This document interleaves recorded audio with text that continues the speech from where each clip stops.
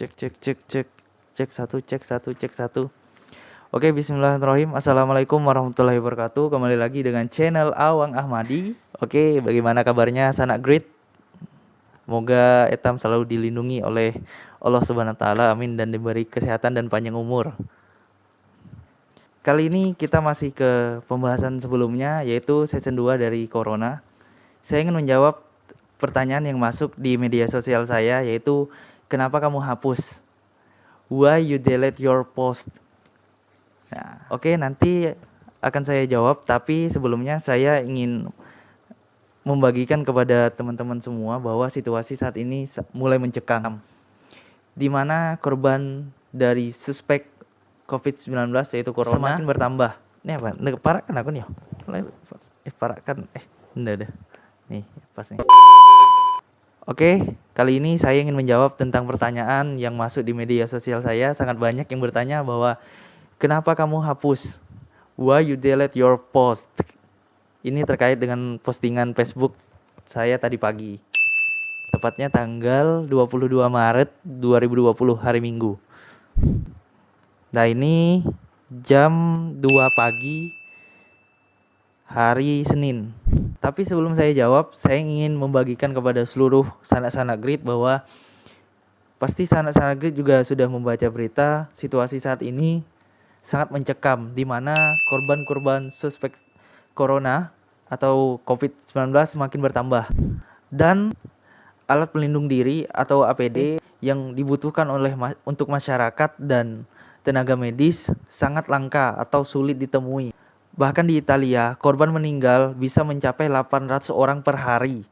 Menurut laman CNN Indonesia pada hari Minggu 22 Maret 2020. Dan di Indonesia sendiri, update terbaru untuk hari ini, Minggu 22 bulan Maret 2020, itu 414 kasus dengan 48 orang meninggal dan 29 orang sembuh. Jumlah akan terus bertambah jika kita tidak mentaati himbauan dari pemerintah.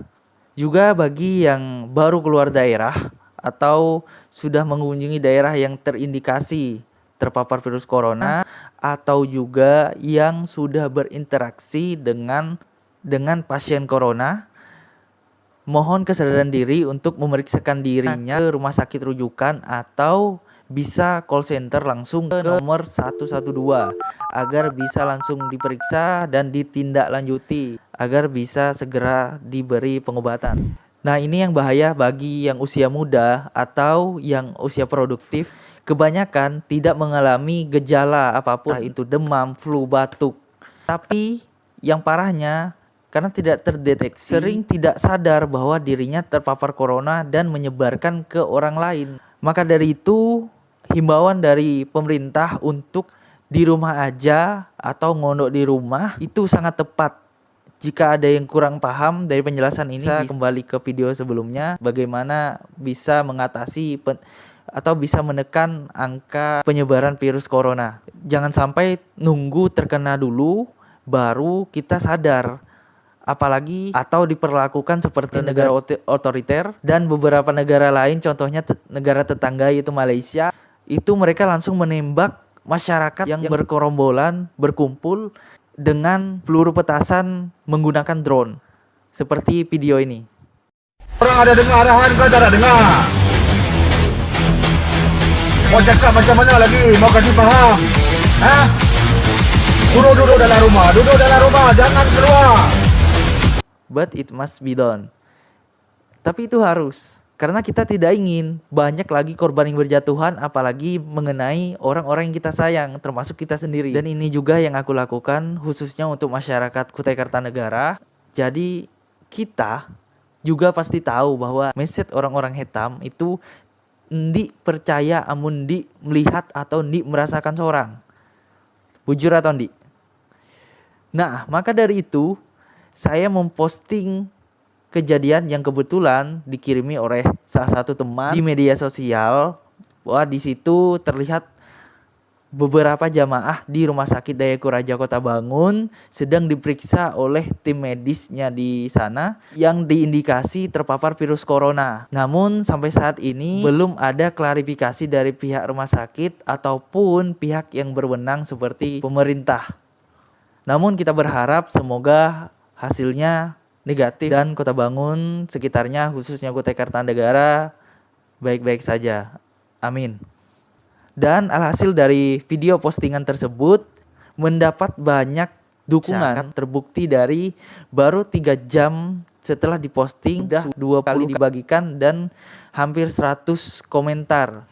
Dan ada sebagian orang yang meminta saya untuk memblur atau menghilangkan identitas orang-orang yang ada di video. Tapi lebih baik inisiatif saya sendiri, saya hapus video tersebut karena yang bersangkutan merasa tidak nyaman. Dan yang penting di dalam postingan tersebut tidak ada unsur mendahului atau hoax. Ini semua adalah bentuk kepedulian kita terhadap orang-orang yang kita sayang sebelum terlambat. Karena penyakit ini, wabah ini, pandemi ini yang sudah meresahkan seluruh dunia itu tidak terlihat bentuknya. Seperti pernyataan Pak Gubernur Kalimantan Timur. Hanya itu yang bisa. Kalau yang lain kita tidak ada, musuh kita itu tidak kelihatan. Lebih bagus kita bisa berhadapan dan bagi saya masyarakat kami mungkin lebih mau menghadapi rudal Korea Utara daripada menghadapi corona.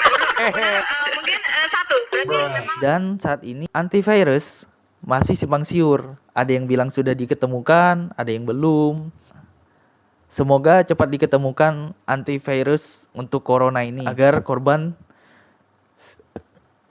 tidak bertambah banyak. Amin.